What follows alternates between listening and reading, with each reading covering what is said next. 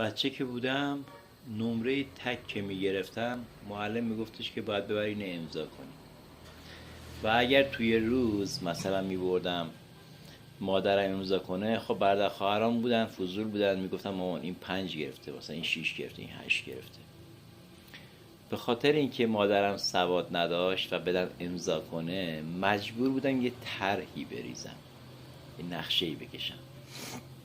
بهش میگفتم مامان صبح میخوای بری سر کار، مادرم 5 صبح میرفت سر کار، صبح میخوای بری سر کار منو صدا کن، من مشقامم باقیشو بنویسم. باشه پسر. صبحی بودم، صبح مادرم صدا میگه مشقامو سریع پم میکردم و چقدر بچه درس خون، آفرین.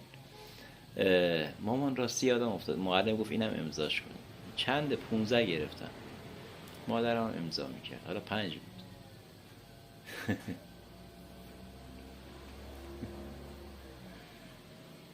حالا این داستان چرا تعریف کردم؟ پیغمبر سواد نداشت، بعد نویسنده این قرآن یکیش ابو سفیان بود. مثلا فکر کن ابو سفیان چی می نوشت، بعد می آورد پیغمبر امضاش میکرد. ساعت چند